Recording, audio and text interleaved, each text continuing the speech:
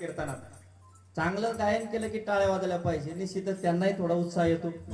यांनी चांगलं वाजवलं की यांना सुद्धा उत्साह येतो बरं का. टाळ्या तशाही वाजवल्या पाहिजे. टाळ्या वाजवण्यामागं अध्यात्मही आणि विज्ञान पण आहे.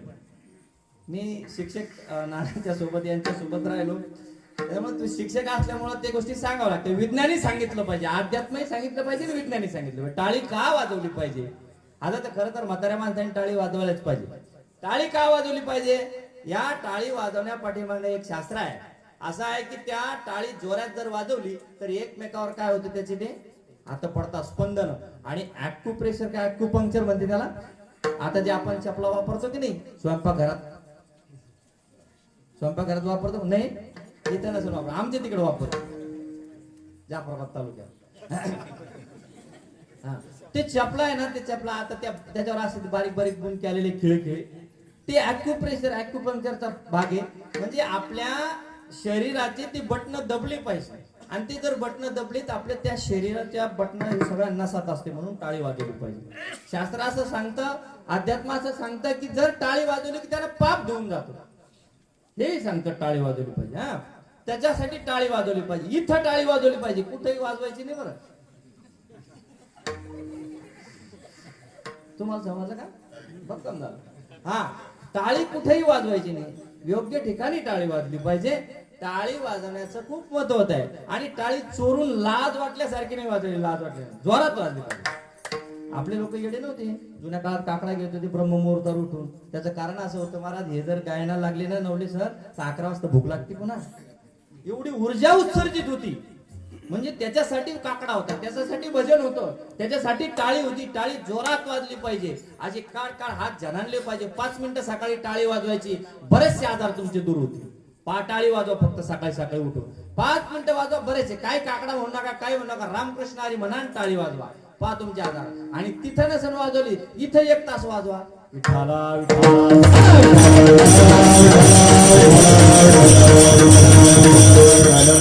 सांगितलं फरक पडतो.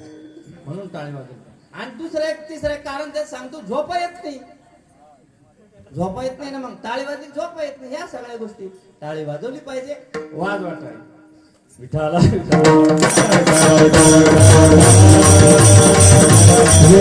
जगद्गुरु तुकोबाराय अभंगाच्या पहिल्या चरणात सांगतात की संत समागम एकादी ये परी व्हावे त्यांचे द्वारी श्वानयाती.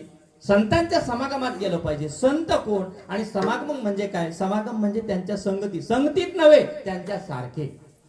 संगत म्हटलं असतं ना मग संत संग. पण संतांच्या समागमात त्यांच्या सोबत नाही तर त्यांच्या सारखे होण्याचा मतलब आहे. कारण त्यांच्या सारखं झालं पाहिजे. संत समागम. संत कोणाला म्हटलं पाहिजे? संत ओळखू येण्याकरता काय केलं पाहिजे? संतांची लक्षणं कोणती आहे? खरं तर संतांची लक्षणं मुक्ताबाईने खूप सुंदर सांगितले आहे का नाही?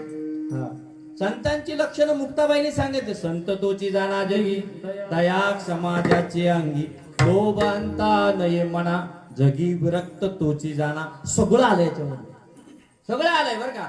मुक्ताबाईने लढीवाळ एक 5-7 वर्षाची मुक्ताबाई त्यांनी सांगितलं की संत कुणाला म्हटलं पाहिजे? संत तोची जाणा जगी दया क्षमा ज्याचे अंगी लोभ अहंता नये मना जगी विरक्त. याच्यापेक्षा दुसरी कोणती अवस्था? विरक्त असला पाहिजे त्या माणसाला संत म्हटलं पाहिजे. विठाला बरेच लोक आपल्याला महाराज म्हणतात बरं का. मी पुन्हा तिथे येतो. मी आधीच बाबाला विचारून घेतलं तेव्हा काय कसं काय केलं पाहिजे म्हणून. बाबा म्हणजे हरकत नाही. म्हणून मी अनेक लोक काय करते स्वतःला महाराज बनवायचे. तुम्ही आम्हाला म्हणता महाराज, मग मी महाराज आहे का? तुमच्या नजरेत कदाचित फेटाफाटला महाराज असेल, पण ती लक्षणं जर कदाचित माझ्यामध्ये असेल तर मी निश्चित महाराज असेल. ती लक्षणं जर माझ्यात नसेल, दया नसेल, क्षमा नसेल, आहे की नाही, ती तर संतांची लक्षणे. पण आमच्या अलीकडच्या महाराजाची तर लक्षणं असली पाहिजे, आहे की नाही, ती असणं गरजेचे आहे. आणि म्हणून महाराज, संत, साधू यांची लक्षणं आपल्याला माहित असली पाहिजे. ते माहित असण्याकरता आपल्यालाही तसं असलं पाहिजे. संत ओळखण्याकरता आपणही त्या पात्रतेचे असलं पाहिजे.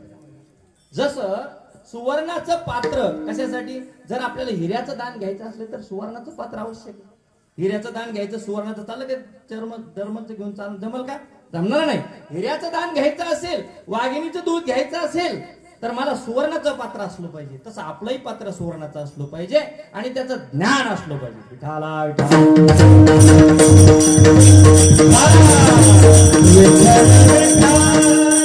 संत ओळखण्याकरता, साधू ओळखण्याकरता, ज्ञान होण्याकरता या सगळ्या गोष्टी आपल्याकडे अगोदर असल्या पाहिजे. आपण तितकं शुद्ध असलं पाहिजे.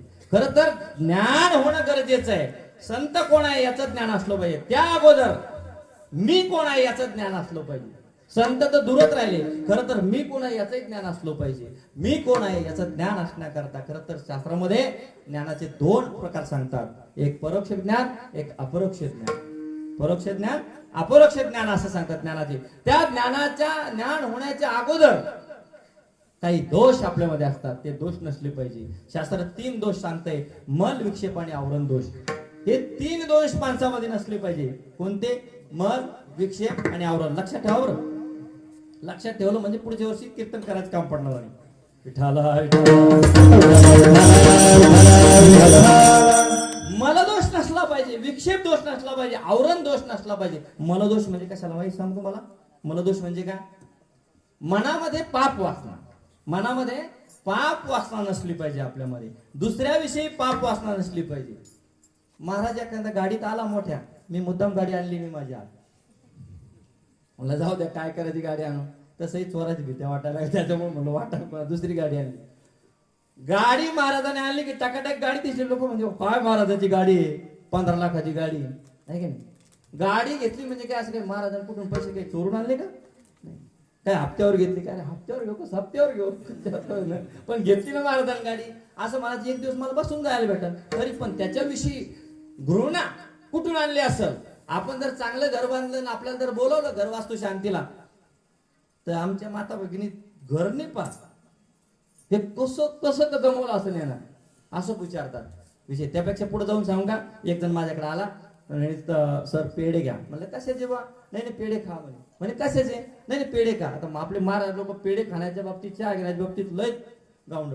एखाद्या हॉटेलीत गेले तर मागे जातील त्या बघू नाही जाऊ कशी चांगले आहे का, आणि गेलं पाहिजे बरं का. मी 29 घंटे बेशुद्ध होतो, 29 घंटे बेशुद्ध होतो. एक बिस्किट खाल्लं होतं, पार कोण खाल्लं पाहिजे. लय चोर आहे, सोनं काढून गेलं काना हातातल्या माया, म्हणून जरा पार्कून केलं पाहिजे. नानाच्या तिथे दवाखान्यात, मेडिकलच्या शेजारी दवाखान्यात 29 घंटे जरा पार्कून घ्या. पेढे कशाचे? म्हणले महाराज घ्या. अरे नाही म्हणलं पेढे सांग कशाचे. ते महाराज काय झालं, आमच्या शेजारचं पोरग जेव्हा पहिलीत गेलं तेव्हाच मी ठरवलं होतं हे 12वीत नापास झाले की पेढे वाटली. याला म्हणते मलदोष. कोणता दोष? मलदोष. 2 जण होते आमच्या सर सारखे, ते 2 जण आमचे मित्र आहेत पाटील, ते त्यांच्यासारखे.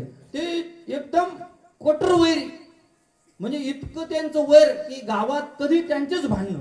आणि एक जण आला, म्हटले महाराज महाराज म्हणे काय? म्हणे पेढे घ्या. म्हणे कसे जेव? नाही तुम्ही घ्या म्हणे. म्हणे काय झालं? म्हणे नवले सरला तिकीट लागलं लॉटरीचं.